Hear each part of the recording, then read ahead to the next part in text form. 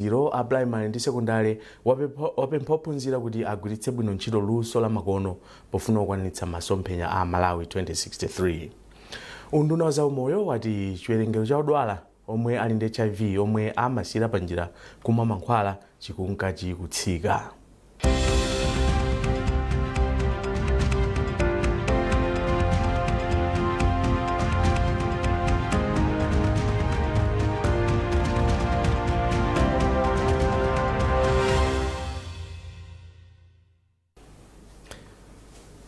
Takondwa pokhala nafe liyambe ndi nkhani yoti wachiwiri kwa mtsogoleri wa dziko lino Dr. Michael Usi wapempha anthu okhulupirira Mulungu kuti apempherere dziko lino ndi atsogoleri ake pomwe akutsogolera dziko lino.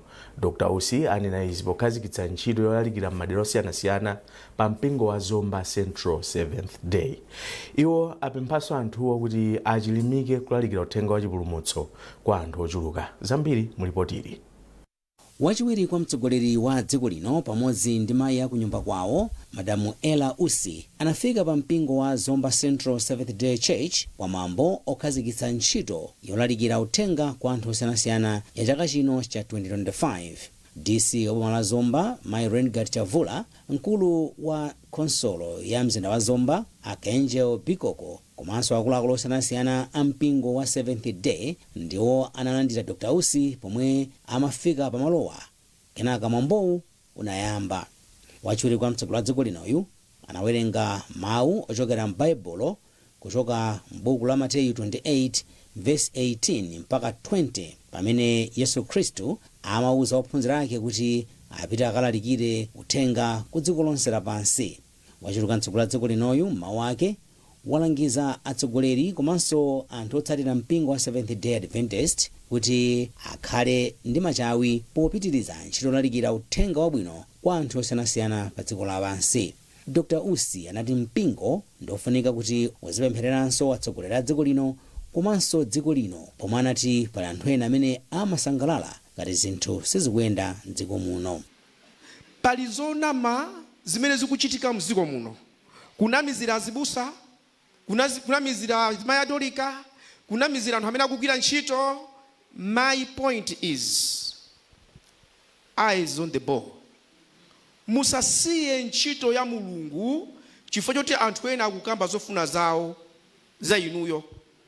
Akalankhula china chilichonse choyipa cha inu chopweteka muzikhululuka mopwetekesa mtima. Mumaza kukhululuka kupwetekesa mtima? Kukhululuka kupwetekesa mtima kuti ena akamva kuti mwakhululuka azipsa mtima.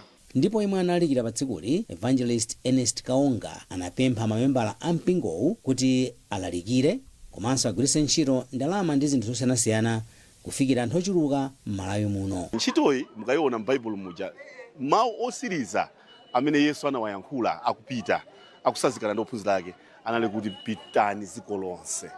So ntchito imene ya ophunzira anamwalira, ophunzira lero ndifeyo.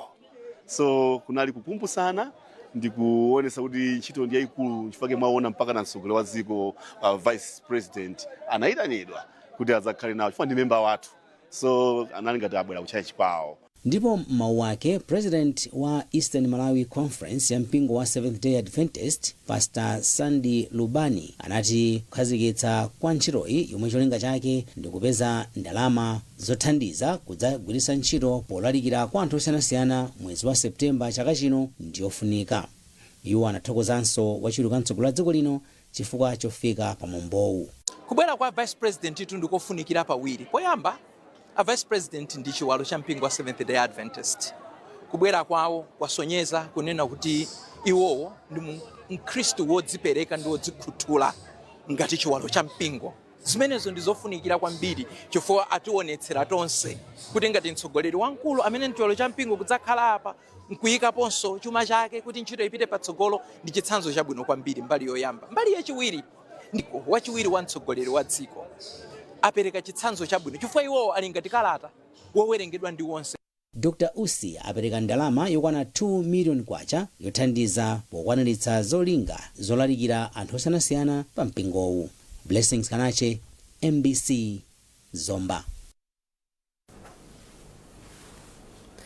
Nduna yoona maphunziro a sukulu za primary ndi sekondari a Madalitso Kambauwa Wilima apempha ophunzira mdziko muno kuti agwiritse bwino ntchito luso la makono lopezera uthenga artificial intelligence AI pa Chingerezi, zomwe ati zili ndi kuthekera kothandizira kukwaniritsa masomphenya a dziko lino a Malawi 2063 mwa msanga. Awilima anena izi ku sekondari ya Katoto mu mzinda wa Mzuzu pamwambo okondwerera tsiku la maphunziro pa dziko lonse. Ludovico Nyirenda wadzandiza mbiri. Okumbukira maphunziro pa dziko lonse wa chaka chino unayamba ndi kuyendera malo omwe amaonetsako zipangizo za makono za luso lopezera uthenga mosavuta artificial intelligence AI pa Chingerezi. Nduna ziwiri za maphunziro a Madalitso Kambauwa Wilima komanso Jess Kabwira limodzi ndi akuluakulu ena maphunziro anayendera malowa komwe anaona momwe ntchitoyi ikuyendera mdziko muno. Poyankhula mwambowu nduna yoona maphunziro a primary ndi secondary a Madalitso Kambauwa Wilima anati njira ya maphunziro ya AI indi kuthekera kothandizira kukwaniritsa mwansanga masomphenya a dziko lino a Malawi 2063. Funa ndineneso kuti project ya BFIT imene tikugwiritsa ntchito imene anena icho kuti ndi AI kale anatha kugwiritsa ntchito ndi project yoyamba Malawi muno kubwera kudzathandizira kuti ithandizirenso kuphunzira kuja timanena kuti e-learning, kuphunzira kwa njira za AI, kuphunzira kogwiritsa ntchito matablet zonsezi kuchitika pansi pa ulamuliro wa president athu amene akufuna kuti maphunziro apite pamwamba komanso amene akudzionera kuti masomphenya a Malawi 2063 sitingawafikire ngati maphunziro sakhala amphamvu. Mawu awo nduna yoona za maphunziro a sukulu za ukachenjede a Jesse Kabwira omwe anavala uniformu ya sukulu ya primary ya Khombedza kusalima anati zomwe zikuchitikazi zikugwirizana ndi masomphenya omwe mtsogoleri wa dziko lino a Dr. Lazarus Chakwera ali nawo otukula dziko lino kudzera mu luso la makono. Akabwira kenako anati unduna wawo uonetsetsa kuti nyumba ya malamulo ikhale ndi malamulo pa nkhani zokhuza AI ndi cholinga choti asasokoneze chikhalidwe cha Malawi. Mene yabwera AI tikufunikira tikhale ndi malamulo oti idziyenda mwa njira imene tikufuna ifeyo monga Malawi. Sitikufunanso zinthu zoti izi zinachoka kwa azungu kubwera pano kupeza kuti zatitayitsa Malawi 2063 tambo panga za anthu ena. Nkona pano pamene ndakha pano tikupititsa bill ku cabinet poti uja tupititsa policy imene pita cabinet kena kuedza pangidwe launch. A president akhala kupanga launch imene mu May and imene idzichulidwa kuti National Science and Technology and Innovation Policy. Tsiku lokumbukira maphunziro pa dziko lonse ndi pa 24 January ndipo linayamba ndi bungwe la United Nations General Assembly unga mchaka cha 2018 pofuna kukweza maphunziro kukhala ndi maphunziro apamwamba ndi zina. Mutu wa chaka chino wa tsikuli unaonika za luso la makono lopezera uthenga AI pa Chingerezi. Ludovico Nyirenda, MBC Mzuzu. Ndipo nduna za maphunziro a ukachenjede a Jesse Kabwira yatsimikizira anthu kuti ntchito yomanga malo owerengera mabuku pa sukulu ya ukachenjede ya Mzuzu itha pofika mwezi wa August chaka chino. Ndunayi yayankhula izi itayendera ntchito zimene sukuluyi ikugwira pofuna kupititsa patsogolo maphunziro pa malopo. Zambiri mu ripoti ili. Ndunayo yati yakhutira ndi ndondomeko zomwe sukulu ya ukachenjede ya Mzuzu ili nazo ponena kuti zikugwirizana ndi fundo zachitukuko zimene President Chakwera ali nazo pofuna kutukula maphunziro mdziko muno. Iwo anatchula zinthu monga mahostel atsopano okhala ndi mabedi oposa 800 omwe akhala kumangidwa pa sukulupo, malo ophunzirapo atsopano kuchoma ndi kudunduzu ndi ntchito yomanga malo owerengera mabuku yomwe ili mkati pakadali pano.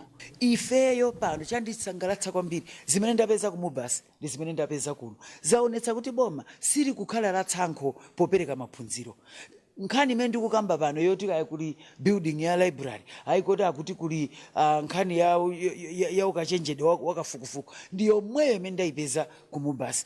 Izi zaonetsa kuti Achakwera akagwira ndalama za mataxes sanena kuti akumpoto tapangira ichi. Nkhani imene kudandaulidwa ndi ana skulu kuti tufuna mtakwezako malonzi. Ndunayi yatinso ionetsetsa kuti pamene akupita ku nyumba ya malamulo posachedwapa akakambirane lamulo latsopano lothandizira kutukula kutukula maphunziro a sukulu za ukachenjede mdziko muno. Biri iyi ndinene pano ndithokoze kwambiri kuti Mzuni yaoneka kuti ikumvetsa kuti ndiyofunikira.